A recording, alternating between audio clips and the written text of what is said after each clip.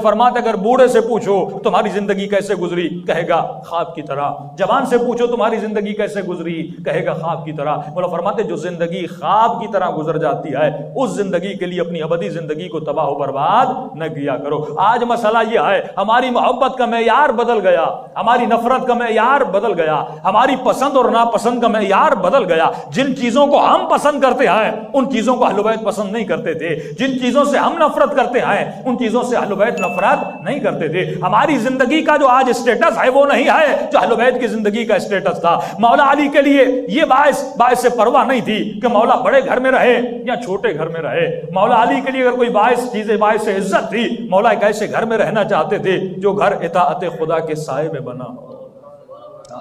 آج ہماری پسند کیا ہے، ناپسند کیا ہے؟ آج جوان جب نوکری ڈھونڈنے جاتا ہے تو کس چیز کو پسند کرتا ہے؟ آج جب پیسہ کمانے کے پیچھے جاتے ہیں ہم کس چیز کو پسند کرتے ہیں؟ ہماری پسند اور ناپسند کو بنا کون رہا ہے؟ کیا علی بنا رہے ہیں یا ٹی وی بنا رہا ہے یا معاشرہ بنا رہا ہے یا دوست بنا رہے ہیں؟ ہماری پسند کیا ہے؟ اگر مالدار بن گیا تو میں کامیاب ہوں، اگر بڑی گاڑی مل گئی تو میں کامیاب ہوں. جوان کی پسند کیا ہے؟ اگر خوبصورت بیوی ملی تو میں کامیاب ہوں. خاتون کی پسند کیا ہے؟ کہتی اگر مالدار شوہر ملا تو میں کامیاب ہوں. لیکن سیدہ سے پوچھئے کہ آپ کی پسند کیا ہے؟ کتنے رشتے آئے سیدہ کے لیے، لیکن سیدہ نے کہا سیدہ کی پسند یہ ہے اگر مال نہیں ہے تو نہ ہو، بس عزت دار ہو، لوگوں کی نظر میں نہیں اللہ کی نظر میں. کیونکہ لوگ عزت گاڑی کو دیتے ہیں، لوگ عزت مال کو دیتے ہیں، لوگ عزت پیسے کو دیتے ہیں. اور یہ جوان اتنا بے وقوف ہے، یہ بزرگ اتنا بے وقوف ہے، یہ سمجھتا ہے کہ اگر میرے پاس بڑی گاڑی ہے تو میں عزت دار بن جاؤں گا. یہ عزت تمہیں نہیں دی جا رہی، یہ اس لوہے کو دی جا رہی ہے، اس پہ چڑھ کے تو سفر کر رہا ہے. یہ عزت کچھ کاغذ کے ٹکڑوں کو دی جا رہی ہے. لیکن مولا علی کیا فرماتے ہیں؟ فرمایا ہمارے چاہنے والے ایسے ہیں اگر دنیا کا مال و دولت انہیں دیا جائے، اگر آج امیر ہوں اور کل فقیر ہوں، ان کے چہرے پہ ذرہ برابر شکن نہیں آتی. کہا ایسے ہے کہ رات کو سوئے تھے، ان کے کاندھوں پر دو مچھر کے پر تھے، اور صبح اٹھے ان کے کاندھوں سے دو مچھر کے پر گر گئے. اور فرمایا ایسے شیعوں کو دیکھنے کے لیے میں امام مشتاق ہوں کہ ان کی زیارت مجھے کب ہوتی ہے. کچھ وہ ہیں جو مولا کو دیکھنا چاہتے ہیں، لیکن کچھ وہ ہیں جن کو علی ابن ابی طالب دیکھنا چاہتے ہیں. مولا علی بڑی عجیب نشانیاں بتاتے ہیں. فرمایا لوگوں کی سوچوں سے پتا چلے گا کہ یہ علی والے ہیں کہ نہیں ہیں. نہ ان کے کپڑوں سے پتا چلے گا، نہ ان کے ہولیوں سے پتا چلے گا، نہ ان کے چہروں سے پتا چلے گا، ان کی سوچ سے پتا چلے گا، ان کی زندگی کے فیصلوں سے پتا چلے گا. اس نے 70 سال 50 سال 20 سال جو زندگی گزاری اور جتنے ایکشن اور فیصلے لیے، ان کے فیصلوں کی بنیاد علی کی سوچ تھی، اللہ کی عبادت تھی یا معاشرے کی سوچ تھی. آج ہماری سوچ کیا ہے؟ مولا علی آپ بتائیے کہ آپ کا شیعہ کون ہے؟ سمپل سا جواب. جس طرح صراط مستقیم کے لیے خدا نے کہا ایک ایسا راستہ جو سیدھا ہے، مولا علی بھی ایک جملہ فرماتے ہیں بلکہ ایک لفظ میں بتاتے ہیں کہ میرا شیعہ کون ہے. مولا آپ کا شیعہ کون ہے؟ امام نے فرمایا جس کے وجود میں عقل ہے وہ میرا شیعہ ہے، اگر عقل نہیں تو میرا شیعہ نہیں. مولا کیا مطلب؟ جس انسان کو خدا نے انسان بنا کے بنایا اور بھیجا، کیا اس میں عقل نہیں ہوگی؟ تمیز حیوان و انسان یہی ہے کہ یہ صاحب عقل ہے. فرمایا نہیں، اگر یہ صاحب عقل ہوتا تو خدا کبھی نہ کہتا اولئک کالانعام بل ہم اضل.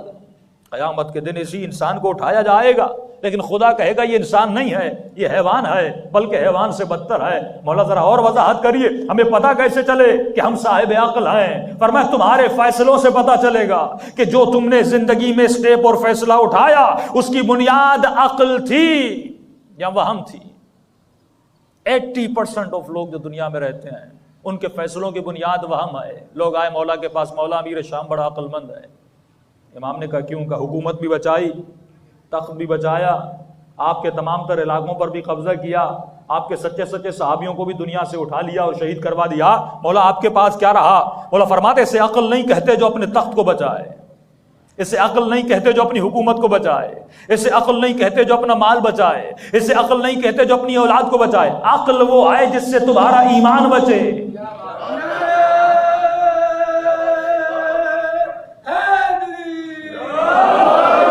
پھر امام نے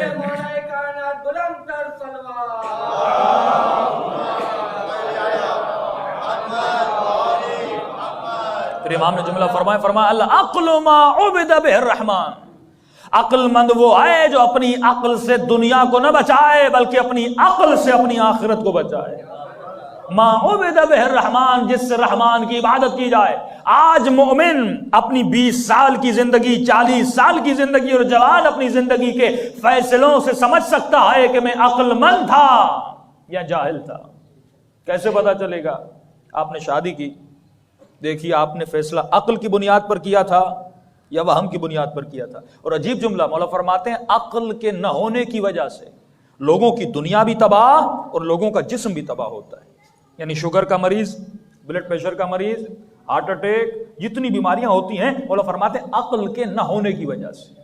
اگر عقل ہوتی یہ بچ جاتا، کیونکہ اس کے وجود میں عقل نہیں ہے، اسی لیے یہ اپنا جسم بھی بیمار کرتا ہے، یہ اپنی روح کو بھی بیمار کرتا ہے، اور دنیا سے جاتے جاتے ایک بیمار جسم قبر میں چھوڑ کر جاتا ہے اور ایک بیمار روح جہنم میں چھوڑ کے چلا جاتا ہے۔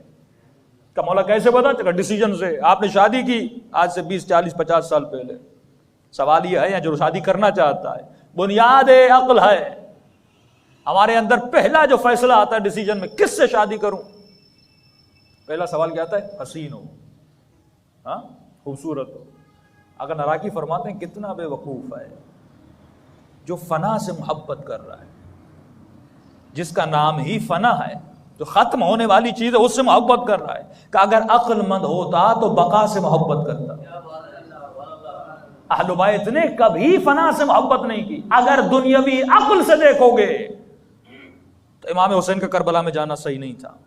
اگر دنیاوی عقل سے دیکھو گے امام نے بچے بھی شہید کروائے، مولا کا مال بھی گیا، جان بھی گئی، سب کچھ گیا، لیکن اگر الہی عقل سے دیکھو گے تو حسین سے بڑا کوئی کامیاب نہیں تھا۔